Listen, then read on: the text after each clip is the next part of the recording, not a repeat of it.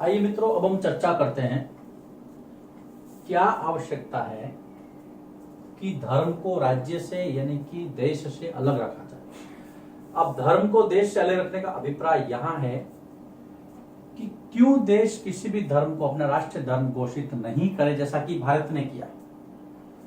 क्या वजह है? ये अगला टॉपिक इस चैप्टर का बहुत अच्छा टॉपिक है। 3-4 बिंदु है, उस पर हम चर्चाएं करेंगे और उसके बाद में हम अगले टॉपिक की ओर रुख करेंगे। देखिए, किसी भी देश के अंदर दो प्रकार की पॉपुलेशन हो सकती है, एक मेजोरिटी और एक माइनॉरिटी, यानी कि एक बहुसंख्यक समुदाय और एक अल्पसंख्यक जो संख्या में थोड़े हैं। दोनों की मान्यताएं, परंपराएं, रीति रिवाज, कस्टम्स, रिचुअल्स सब अलग अलग हैं।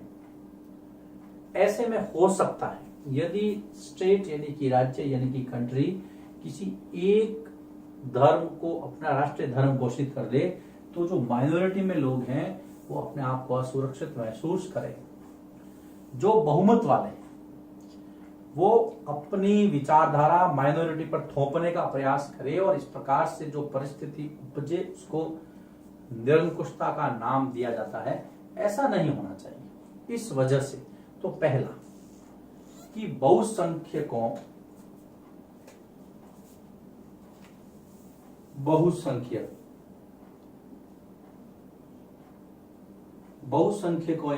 यानी कि जो मेजोरिटी में है कि निरंकुशता यानी कि डिक्टेटरशिप,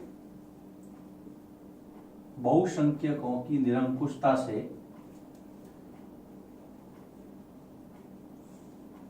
अल्पसंख्यकों को बचाने हेतु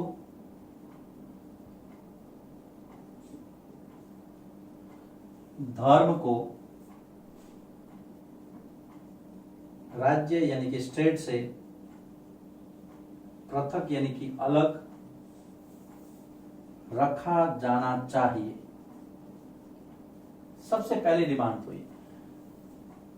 इसीलिए भारत ने किसी भी धर्म को अपना राष्ट्रीय धर्म घोषित नहीं किया है। जैसा कि दूसरे यानी कि जैसे हमारा पड़ोसी देश पाकिस्तान है, वो इस्लामिक देश है, वहां पर इस्लाम को मान्यता। इसलिए ये सुनने में आता है बार बार कि धर्म विशेष के लोग जो माइनॉरिटी है वहां पर, मान लीजिए जो हिंदू है, सिख है, बुद्ध है, वो जो माइनॉरिटी में उसके ऊपर एक डोमिनेट किया जा रहा है जो वहां की मेजोरिटी है उनके द्वारा। तो पहला कारण ये है कि डोमिनेशन नहीं हो मेजोरिटी के द्वारा माइनॉरिटी पे, यानी कि निरंकुशता जो है वो पनपने नहीं दी जाए। दूसरा, देखिए किसी भी राष्ट्र का जो संसाधन है वो सबसे महत्वपूर्ण संसाधन होता है मानव संसाधन, और जो दूसरे संसाधन है वो मानव के द्वारा ही इस्तेमाल में लिए जाते हैं। इसलिए दूसरे जितने भी संसाधन है उस पर सभी लोगों का समान अधिकार है। तो जो देश के संसाधन है, दूसरा मैं यहां पर लिख रहा हूं, राष्ट्र के संसाधनों पर यानी कि जो रिसोर्सेज हैं, खास करके आर्थिक संसाधन, राष्ट्र के संसाधनों का पर अधिकारों का पर अल्पसंख्यकों के अधिकारों को सुनिश्चित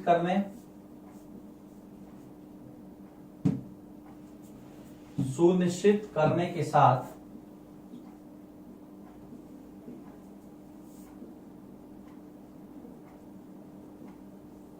उनकी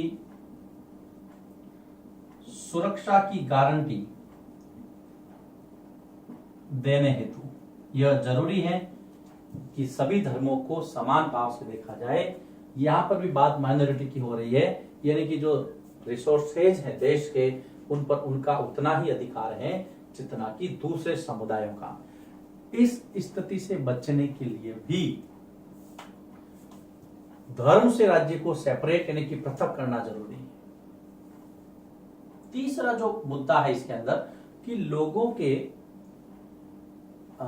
धार्मिक आचरण को स्वतंत्र करने, लेकिन कहीं कहीं उसको प्रतिबंधित करने। देखिए, दोनों विरोधी विचारधारा है, लेकिन जब हम इसको समझेंगे तब ये स्पष्ट होता जाएगा कि लोगों के धार्मिक जो स्वतंत्रता है लोगों की, उसको नियंत्रित करने के लिए भी क्योंकि जो बहुसंख्यक समुदाय है मनमाना आचरण नहीं करे, साथ ही अल्पसंख्यक समुदाय को भी यह नहीं लगे कि हमारे साथ यहाँ पर ज्यादती हो रही है। तो ये देखिए लोगों के धार्मिक प्रभाव, धार्मिक, तीसरा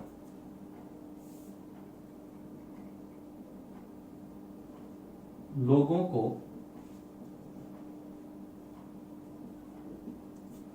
धार्मिक रूप से स्वतंत्र रखने, पहली बात तो ये कि स्वतंत्र रखना है, इसलिए देश सभी धर्मों को बराबर माने। अगर किसी एक को आप फेवर करेंगे तो दूसरों की स्वतंत्रता पे कहीं ना कहीं वहां पर प्रतिबंध लगेगा। पहला स्वतंत्र रखा। दूसरा क्या है कि उनके आचरण और धार्मिक व्याख्या स्वतंत्र रखना है। लोगों के धार्मिक आचरण यानी कि धर्म से संबंधित जो उनका व्यवहार है तथा उनकी यानी कि लोगों की व्याख्या की स्वतंत्रता को नियंत्रित करने के लिए राज्य को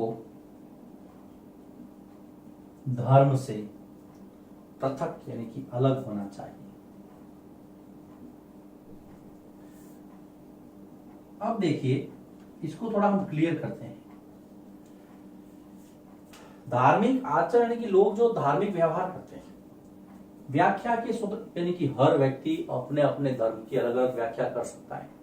मान लीजिए वो कुछ भी कह सकता है कि मेरे धर्म के अंदर इस प्रकार की परंपरा है, अब आप मुझे नहीं रोक सकते। लेकिन यदि वो परंपरा किसी नागरिकों के मौलिक अधिकार का हनन करती है या संविधान की धाराओं के विपरीत है तो उस पर नियंत्रण लगेगा स्टेट का यानी कि राज्य का। इसलिए अलग जरूरी है। अगर आप अलग नहीं रखेंगे तो एक धर्म को आप ज्यादा सपोर्ट कर रहे हैं, उसकी सारी परंपराएं मान रहे हैं, दूसरे धर्मों को सपोर्ट नहीं कर रहे, मान नहीं रहे हैं, तो यहां पर संविधान का कोई मतलब नहीं रह जाएगा। ये 3 बिंदु हैं जो ये कहते हैं कि राज्य को धर्म से अलग क्यों रहना चाहिए। अब हम जो चौथा पॉइंट हमने लिया था इसका यानी कि भारतीय धर्मनिरपेक्षता क्या है, उसके 3 बिंदु सिलेबस में दिए हैं। भारतीय धर्मनिरपेक्षता क्या है, what is the Indian secularism.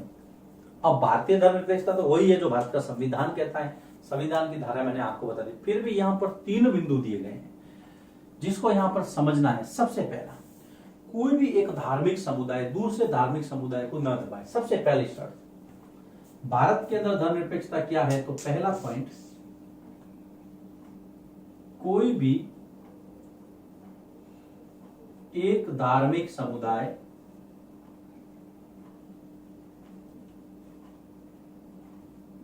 दूसरे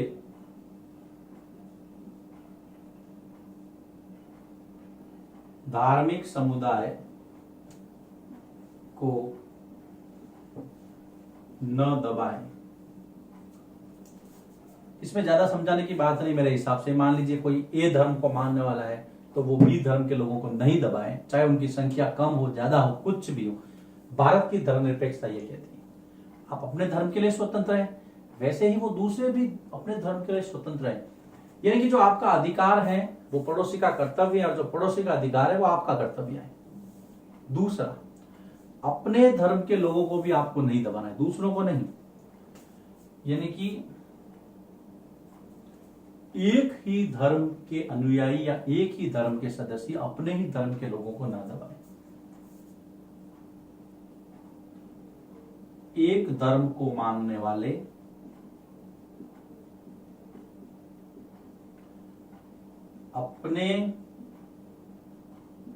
अपने ही धर्म के लोगों को न दबाएं, उनका शोषण न करें। तीसरा, राज्य न तो किसी खास धर्म की घोषणा करेगा और न ही किसी लोगों की धार्मिक स्वतंत्रता को छीनेगा। दोनों बात है इसमें। राज्य न तो किसी खास धर्म की घोषणा यानी कि थोपेगा और न ही किसी की धार्मिक स्वतंत्रता छीनेगा। बहुत अच्छा। तीसरी बात जो बताई गई है कि राज्य यानी कि देश, यहां पर राज्य का मतलब इकाइयों से नहीं है, यहां पर राज्य का मतलब देश है। राज्य न तो किसी खास धर्म को थोपेगा, खास धर्म को थोपेगा, थोपने का मतलब है बलपूर्वक एनफोर्स करना, यानी कि उसको जबरदस्ती अनिवार्य रूप से लागू कर देना कि एक्स धर्म का पालन सभी लोगों को करना है तो करना है। राज्य न तो किसी खास धर्म को थोपेगा, न राज्य किसी व्यक्ति की धार्मिक स्वतंत्रता छीनेगा, धार्मिक स्वतंत्रता छीनेगा। तीन चीजें आ गई। देखिए, कोई भी एक धार्मिक समुदाय, मान लीजिए ये एक्स धार्मिक समुदाय है, ये किसी दूसरे धार्मिक समुदाय को दबाएगा नहीं। मान लीजिए ये एक धार्मिक समुदाय है ए, ये अपने ही धार्मिक समुदाय जो कमजोर है उसको दबाएगा नहीं। तीसरा, राज्य न तो किसी खास धर्म को थोपेगा यानी कि उसको मान्यता देगा, न ही किसी की धार्मिक स्वतंत्रता छीनेगा, यानी कि प्योरली भारत एक पंथ निरपेक्ष राष्ट्र है। अब देखिए मित्रों, टॉपिक तीसरा था कि धर्म को राज्य से पृथक रखना क्यों जरूरी है, वो मैंने आपसे चर्चा की। इसमें पहला बिंदु माइनॉरिटी और मेजॉरिटी का था, बचाने के लिए अल्पसंख्यकों को बहुसंख्यकों की निरंकुशता से बचाने के लिए, यानी जो एक तरह से डिक्टेटरशिप नहीं लागू हो। दूसरा था राष्ट्र के जो संसाधन है उस पर अल्पसंख्यकों का अधिकार सुनिश्चित हो, इसलिए भी धार्मिक रूप से स्वतंत्र दोनों को अलग अलग रहना चाहिए, राज्य को और धर्म को। तीसरा कि लोगों की धार्मिक स्वतंत्रता को तो बहाल रखना ही है, लेकिन उनका धार्मिक आचरण और जो व्याख्या वो करते हैं उसको नियंत्रित करना, वेरी वेरी इंपॉर्टेंट वर्ड, क्योंकि हर व्यक्ति राज्य का या राज्य धर्म की व्याख्या अपने अपने ढंग से करना चाहता है। ऐसे में कभी कभी वो भूल जाता है कि संविधान सबसे ऊपर है। देखिए मित्रों, मौर्य काल में आचार्य चाणक्य यानी कि कौटिल्य ने उस समय ये बात कही थी कि किसी भी राष्ट्र के लिए सबसे पहली जो पुस्तक होनी चाहिए वो होना चाहिए उस राष्ट्र का संविधान, जिसमें जनता के अधिकारों पर सबसे ज्यादा महत्व दिया गया। तो यहां पर भी वही बात है, अगर आप ऐसी किसी परंपरा को अच्छा बताते हैं जो मानवता के खिलाफ है, लेकिन आप उसको धर्म की बात से जोड़ रहे हैं, तो यहां पर उसको नियंत्रित करने की आवश्यकता है। ये तीन थे बिंदु जिसने इस टॉपिक को क्लियर किया। फिर आया कि भारतीय धर्मनिरपेक्षता क्या है। इसमें तीन बिंदु थे, एक समुदाय दूसरे समुदाय को न दबाए, अपना ही समुदाय अपने कमजोर लोगों को न दबाए, धार्मिक समुदाय को। तीसरा, राज्य को ये कोई जरूरत नहीं है किसी धर्म को खास तवज्जो देने की, पंथ निरपेक्ष है हम, न तो छीनना है न थोपना है। अब इसका विस्तार मैं अगले वीडियो लेक्चर में आपके सामने लेकर के आऊंगा।